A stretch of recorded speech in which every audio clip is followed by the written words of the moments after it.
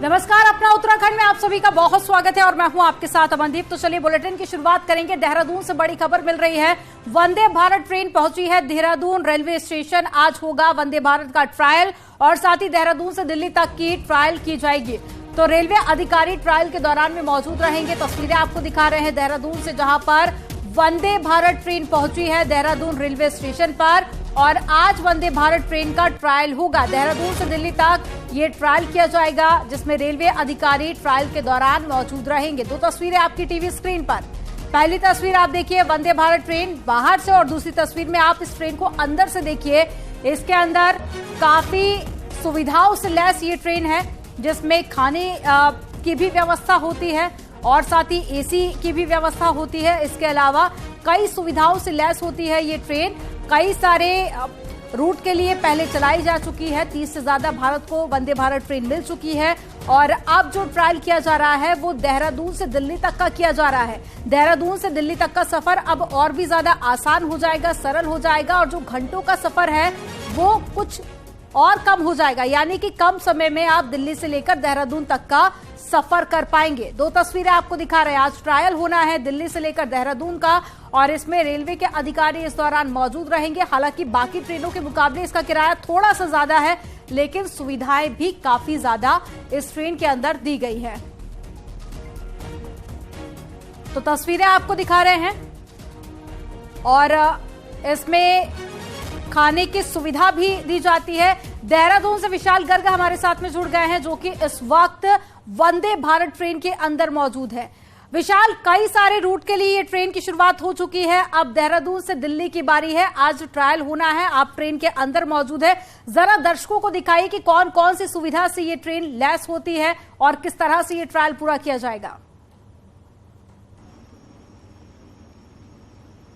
बिल्कुल, मैं अपने दर्शकों को दिखाना चाहूंगा कि ये वंदे भारत के ट्रेन के अंदर का नजारा है और आप देख सकते हैं कि जो यहाँ पर फील आने वाली है वो बिल्कुल लग्जरी आने वाली है। यहाँ की मैं सीटिंग की बात करूं तो एकदम बिल्कुल शानदार है और काफी स्पेस यहाँ पर दिया गया है। अगर सामान रखने की भी मैं बात करूं तो सामान रखने के लिए यहाँ पर अच्छा खासा स्पेस दिया गया है। यात्री अपना सामान आराम से रख सकेंगे और फुल्ली एसी ये होगी ट्रेन और इतनी अच्छी इसकी कूलिंग है कि यहाँ पर यात्रियों को किसी भी तरह की कोई असुविधा ही नहीं होने वाली है। और यहाँ पर बीच में एक शानदार सा खाने के लिए बनाया गया है ताकि यात्री यहां पर अपना इजीली खाना भी खा सकेंगे। और यहां पर देखिए सभी सुविधाएं इस ट्रेन में रहने वाली हैं। यहां पर यात्रियों को खाने पीने की किसी तरह की कोई दिक्कत नहीं होगी। और यहां पे अगर मैं डोर की बात करूं तो डोर में भी सेंसर सिस्टम लगाया गया है, यानी कि आप बटन पर जैसे ही अपनी उंगली को टच करेंगे तो यहां से ऑटोमेटिक ये दरवाजे खुल जाएंगे और ये एकदम काफी सुविधाओं से लैस है। और हालांकि देखिए 18वीं ये ट्रेन है जो कि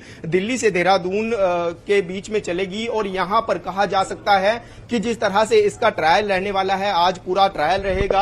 आज देहरादून से दिल्ली तक ये पूरा ट्रायल करेगी। उसके बाद हालांकि 25 तारीख को प्रधानमंत्री नरेंद्र मोदी इसका वर्चुअली उद्घाटन करेंगे। साथ ही रेलवे मंत्री यहां पर देहरादून में पहुंचेंगे और आपको यहां पर भी दिखाएंगे कि किस तरह से पूरी जो कि ड्राइवर यहां से चालक रहेंगे और यहां पर देख सकते हैं आपकी पूरा नजारा जो है वो अंदर से भी ऐसा दिखेगा। तो यहाँ पर कहा जा सकता है कि बहुत अच्छा, बहुत लग्जरी फील आने वाला है। सारी सुविधाओं से वंदे भारत ट्रेन लैस होती है। विशाल, ये बताइए कि इसकी किराया इसका ज्यादा होगा।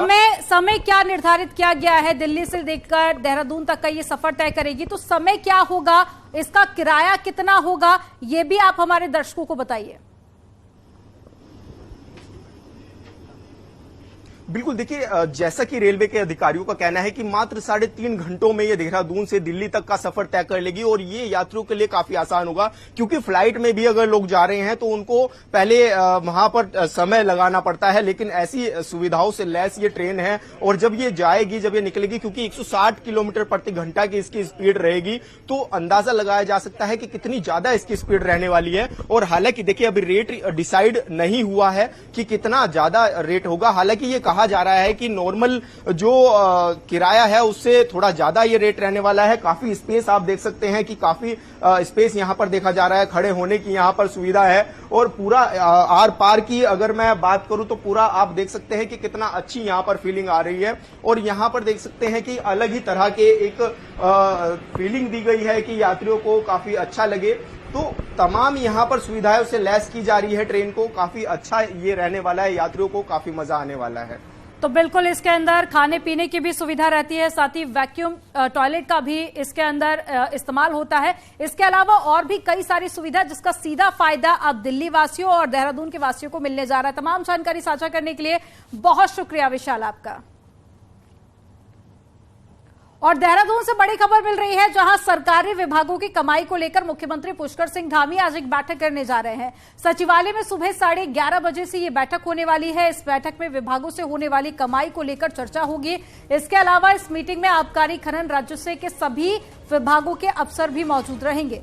तो आज की बैठक बेहद खास मानी जा रही है, जिसमें आबकारी विभाग के अफसर भी शामिल होंगे और सरकारी विभागों की कमाई को लेकर मुख्यमंत्री पुष्कर सिंह धामी आज इस बैठक में चर्चा करेंगे। सचिवालय में सुबह 11:30 बजे ये बैठक होगी, जिसकी अध्यक्षता खुद मुख्यमंत्री पुष्कर सिंह धामी करेंगे। तो सरकारी विभागों की ये बैठक होने वाली है। देहरादून में ये बैठक होगी, जहां सरकारी विभागों की कमाई को लेकर मुख्यमंत्री पुष्कर सिंह धामी आज बैठक लेंगे। सचिवालय में सुबह 11:30 बजे ये बैठक होगी। इस बैठक में विभागों से होने वाली कमाई को लेकर चर्चा की जाएगी और इस मीटिंग में आबकारी, खनन, राजस्व के साथ ही सभी विभागों के अफसर भी मौजूद रहेंगे। ज्यादा जानकारी के साथ में देहरादून से दीपांकर भट्ट जुड़ गए हैं। दीपांकर, आज एक बैठक होने वाली है जिसमें सरकारी विभागों के तमाम अधिकारी भी शामिल होंगे, जिसमें सरकार के रेवेन्यू पर चर्चा होने वाली है, क्या सर जानकारी? बिल्कुल, मुख्यमंत्री पुष्कर सिंह धामी का कहना है कि साल 2025 तक सभी जो विभाग हैं उनमें जो काम तेजी से आगे बढ़ना चाहिए, हर विभाग की एक परफॉर्मेंस होनी चाहिए। लेकिन कुछ विभागों के ऊपर जिम्मेदारी है कि सरकार का राजस्व किस तरीके से बढ़े, जिसमें एक्साइज डिपार्टमेंट, स्टेट टैक्स, इसके अलावा रेवेन्यू और खनन डिपार्टमेंट की वहां से कमाई किस तरीके से बढ़ाई जाए ताकि राज्य का राजस्व बढ़े और फिर अगर कमाई बढ़ेगी तो खर्चे भी किए जा सकेंगे, वरना बहुत सारे संसाधनों के लिए, पैसे के लिए सेंटर की स्कीम पर निर्भर रहना पड़ता है। तो इसके लेकर मुख्यमंत्री 11:30 बजे बैठक करने वाले हैं और इस बैठक में सभी डिपार्टमेंट के सेक्रेटरी मौजूद रहेंगे, चीफ सेक्रेटरी मौजूद रहेंगे और मुख्यमंत्री के निर्देश यही है कि कमाई बढ़ाई जाए किसी भी तरह डिपार्टमेंट की। तो बिल्कुल आज की बैठक बेहद खास, जिसमें कई सारे अधिकारी शामिल होंगे और साथ ही खुद मुख्यमंत्री की अध्यक्षता में ये बैठक होगी। तमाम जानकारी साझा करने के लिए बहुत शुक्रिया दीपांकर आपका। और उत्तराखंड सरकार के अपर मुख्य सचिव से लेकर प्रमुख सचिव और सचिव को अब सचिवालय का मोह छोड़ फील्ड में जाना होगा। ये सभी वरिष्ठ नौकरशाह अब हर माह जिलों का दौरा भी करेंगे, बल्कि जिलों के किसी एक दूरस्थ गांव में उनको रात को भी रुकना होगा। मुख्यमंत्री पुष्कर सिंह धामी के निर्देश पर मुख्य सचिव एसएस संधू ने जिलावार सभी 23 वरिष्ठ नौकरशाहों की ड्यूटी फिक्स कर दी है और इनमें अपर मुख्य सचिव राधा रतूड़ी, आनंद वर्धन और प्रमुख सचिव आरके सुधांशु, सचिव एल फैनई, सचिव आर मीनाक्षी सुंदरम और इसके अलावा शैलेश बगोली और नीतीश कुमार झा, अरविंद सिंह और इसके अलावा दिलीप जावलकर, बीबी आरसी पुरुषोत्तम समेत 23 ऐसे सचिव जो कि शामिल किए गए हैं। जून से अफसरों का ये दौरा शुरू हो जाएगा। अफसरों को हर महीने एक नए जिले का दौरा करना होगा। किस महीने कौन सा अफसर किस जिले में पहुंचेगा दौरा करने के लिए, इसकी सूची जारी कर दी गई है। अफसर को जिले में जाकर अपने से जुड़े विभागीय कामकाज की समीक्षा भी करनी होगी और उनका फीडबैक मुख्यमंत्री को देना होगा। और देहरादून से एक बड़ी खबर मिल रही है, जहां राज्य सरकारी के कर्मचारियों और पेंशनर्स के लिए बड़ी खबर है। राज्य सरकार ने 4% महंगाई भत्ता बढ़ा दिया है। इसके अलावा डीए 38% से बढ़ाकर 42% कर दिया गया। 3 लाख से ज्यादा कर्मचारी और पेंशनर्स को इसका सीधा फायदा होगा। जल्द ही इसके लिए शासन आदेश भी जारी कर दिया जाएगा। और अब खबर मिल रही है हरिद्वार से, जहां लक्सर में भीषण सड़क हादसा हो गया है। ट्रैक्टर ट्रॉली की चपेट में आने से 3 लोगों की मौत हो गई है। ट्रैक्टर ट्रॉली ने स्कूटी को टक्कर मार दी और अपने 2 बच्चों को स्कूल छोड़ने जा रही थी शिक्षक। ओवरलोड ट्रैक्टर ट्रॉली की चपेट में स्कूटी आ गई और ग्रामीणों ने अवैध खनन को लेकर हंगामा करना शुरू कर दिया। मौके पर पहुंची पुलिस ने शव को पोस्टमार्टम के लिए भेजा है। हालांकि आगे की जांच की जा रही है। ज्यादा जानकारी के साथ में पुलकित जुड़ गए हैं। पुलकित, कैसे हुआ ये हादसा और अभी हालात आप क्या देख पा रहे हैं? क्या अभी भी विरोध जैसी स्थिति बनी हुई है? जी देखिए, हरिद्वार जिले में प्रशासनिक अधिकारी भले ही अवैध खनन को लेकर लाट दावे कर रहे हो कि जिले में कोई खनन नहीं हो रहा है, लेकिन सच्चाई ये है कि न सिर्फ जिले में अवैध खनन हो रहा है, बल्कि खनन के लिए जो वाहन दौड़ रहे हैं वो लोगों के लिए काल भी बन रहे हैं। ये जो आज हादसा है, ये लखर थाना क्षेत्र में सुबह के वक्त हुआ। टांडा भागमल गांव के पास ही हादसा हुआ, जहां पर खनन सामग्री से ओवरलोड एक ट्रैक्टर ट्राली की चपेट में एक स्कूटी सवार आ गया है और स्कूटी सवार के साथ 2 बच्चे भी थे, जिन्हें वो स्कूल छोड़ने जा रहे थे। जो मृतक है वो खुद पेशे से शिक्षक थे और स्कूटी ट्रैक्टर ट्राली की चपेट में इस तरह से आई है कि तीनों की जो है दर्दनाक मौत हो गई है। शिक्षक की मौके पर ही मौत हुई है और उसके अलावा जो 2 बच्चे थे उनको अस्पताल ले जाया गया है और वहां पर उनकी जो है डॉक्टरों ने उन्हें मृत घोषित किया है। तो बड़ा ये है कि दर्दनाक हादसा, भीषण सड़क हादसा आज सुबह के वक्त यहाँ पर देखने के लिए मिला है। उसके बाद ग्रामीणों की ओर से जो है हंगामा किया गया है और लगातार इस तरह का जो आरोप लगाए जा रहे हैं कि अवैध खनन को लेकर प्रशासन से, पुलिस से शिकायतें की जा रही थी, लेकिन उसकी कोई भी सुध नहीं ली गई और इसी तरह के हादसे की शायद प्रशासन की ओर से इंतजार की जा रही थी, जिसका खामियाजा लोगों को अपनी जान देकर भुगतना पड़ रहा है। तो पहला मामला नहीं, इससे पहले भी अवैध खनन के लगातार मामले सामने आते रहे हैं। ऐसे में अधिकारियों का एक बड़ा फेलियर इसे कहा जा सकता है। तमाम जानकारी साझा करने के लिए बहुत शुक्रिया पुलकित आपका। और देहरादून से एक बड़ी खबर मिल रही है, जहां सरकार के लाख प्रयासों के बाद भी अतिक्रमणकारी सुधरने का नाम नहीं ले रहे हैं, तो दूसरी ओर कुछ अफसर अब भी सरकार की मंशा पर पलीता लगाने से बाज नहीं आ रहे हैं। हालात ये हैं कि डाक पत्थर में जिस शक्ति नहर में किनारे मार्च में सरकार ने 450 से अधिक अवैध पक्के निर्माण ध्वस्त किए थे, वहां एक बार फिर से अतिक्रमण शुरू हो गया है। लोगों ने वहां पर बाउंड्री वॉल, टीन शेड और इसके अलावा कच्ची झोपड़ी और टेंट लगाकर कब्जा जमाना शुरू कर दिया है। UJVLL के अधिशासी अभियंता ने ऐसे 8 लोगों के खिलाफ विकासनगर थाने में रिपोर्ट दर्ज करने के लिए तहरीर दी है, लेकिन पुलिस द्वारा अभी तक अतिक्रमणकारियों के खिलाफ रिपोर्ट दर्ज नहीं की गई। UJVNL ने अब SDM से पुलिस को आवश्यक निर्देश देने को भी कहा है।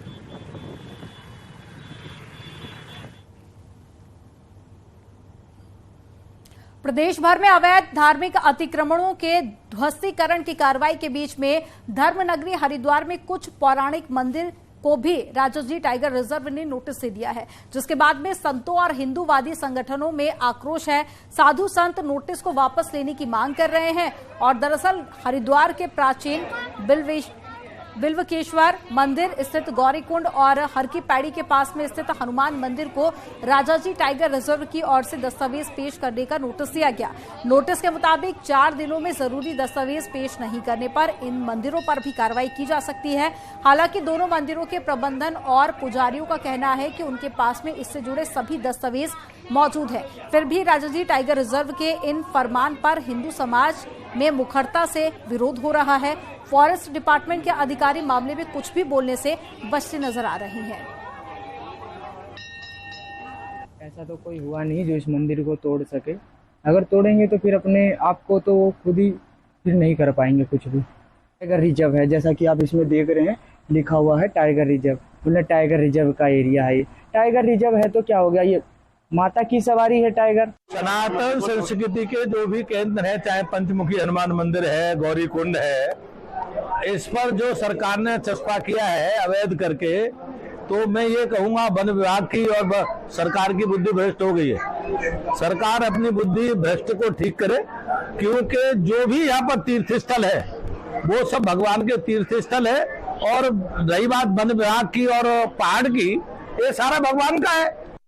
अवैध धार्मिक अतिक्रमण के खिलाफ चल रही सरकार की कार्रवाई में उसकी जद में अब जो है मंदिर भी आने लगे हैं। तमाम मज़ारों को ध्वस्त किए जाने के बाद अब हरिद्वार के कुछ मंदिर, बल्कि पौराणिक मंदिरों को भी जो है वन विभाग की ओर से नोटिस जारी किए गए हैं। राजाजी टाइगर रिजर्व की सीमा में बसे हुए गौरीकुंड मंदिर और हनुमान मंदिर को जो है नोटिस दिया गया है और नोटिस में 4 दिनों के भीतर सभी दस्तावेज प्रस्तुत करने की बात कही गई है। साथ ही अगर दस्तावेज प्रस्तुत नहीं होते हैं तो इन पर भी जो है कार्रवाई करने की बात कही गई है। अब कुछ हिंदू संगठन, हिंदूवादी जो लोग हैं वो प्रशासन की कार्रवाई का और इस नोटिस का, राजाजी टाइगर रिजर्व के इस नोटिस का जो है विरोध कर रहे हैं। उनका कहना है कि ये जो मंदिर हैं ये काफ़ी पौराणिक मंदिर हैं, इन्हें मज़ारों के साथ नहीं, जो नई धार्मिक अतिक्रमण है उन मज़ारों और उन मंदिरों के साथ इनकी तुलना नहीं की जानी चाहिए और ये मंदिर जो है पूरी तरह से वैध हैं। अब देखने वाली बात होगी कि आने वाले 4-5 दिनों में क्या ये दस्तावेज प्रस्तुत कर पाते हैं और अगर दस्तावेज प्रस्तुत नहीं होते हैं तो क्या इन पर भी इसी तरह की कार्रवाई होगी। न्यूज़ 18 पुलकित शुक्ला, हरिद्वार। उत्तराखंड बोर्ड एग्जाम के रिजल्ट की तारीख तय हो गई है। एक साथ 10वीं और 12वीं का रिजल्ट आएगा। बोर्ड का रिजल्ट 25 मई को सुबह 11 बजे घोषित कर दिया जाएगा। इस दिन बोर्ड मुख्यालय रामनगर में 10वीं और 12वीं का रिजल्ट घोषित किया जाएगा एक साथ। और इस साल 10वीं के 1,32,000 और 12वीं के 1,27,000 छात्रों ने एग्जाम दिया था। ये परीक्षाएं 16 मार्च से 6 अप्रैल तक चली थी। अब 25 तारीख को इनका रिजल्ट घोषित कर दिया जाएगा। परीक्षाफल की घोषणा 25 मई को प्रातः 11 बजे परिषद कार्यालय में की जाएगी। दोनों रिजल्ट साथ आएंगे? जी हाँ, हाई स्कूल और इंटरमीडिएट दोनों परीक्षाफल की एक साथ घोषणा की जाएगी।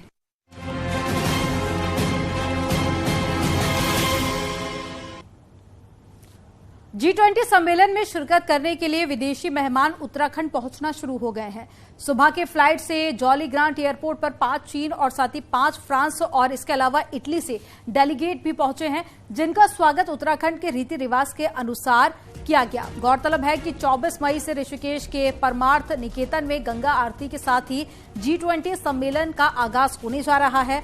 इसके लिए सुरक्षा व्यवस्था चाक चौबंद कर दी गई है। डोईवाला के उप जिला अधिकारी शैलेंद्र नेगी ने बताया कि पारंपरिक तरीके से विदेशी मेहमानों का स्वागत किया जा रहा है और दिन में भी मेहमान जॉली ग्रांट एयरपोर्ट पर पहुंचेंगे, जहां से उन्हें होटल पहुंचा दिया जाएगा।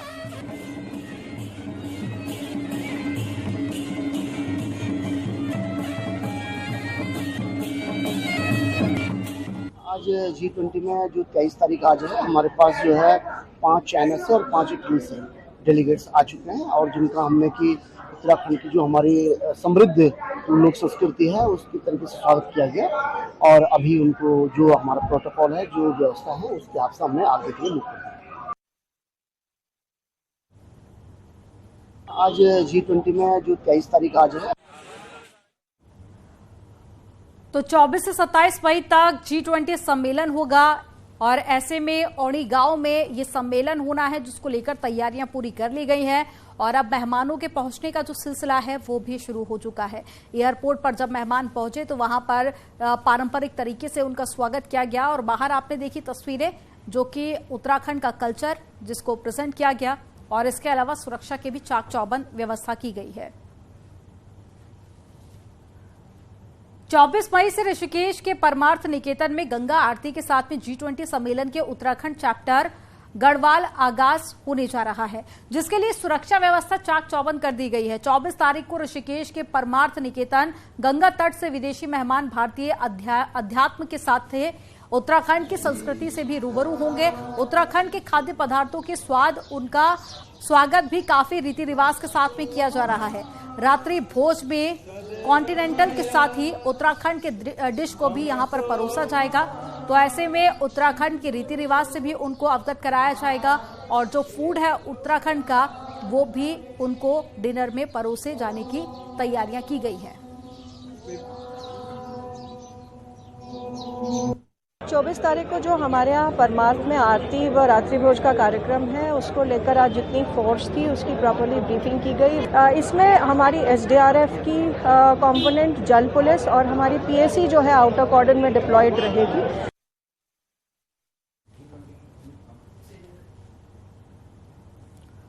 चारधाम यात्रा में इस बार धाम प्लास्टिक की बोतल और कोल्ड ड्रिंक, नमकीन, बिस्किट पर QR कोड अनिवार्य किया हुआ है, लेकिन सरकार की ये योजना गंगोत्री यमुनोत्री धाम में परवान नहीं चढ़ रही है। इसी से जुड़ी एक रिपोर्ट आपको दिखाते हैं।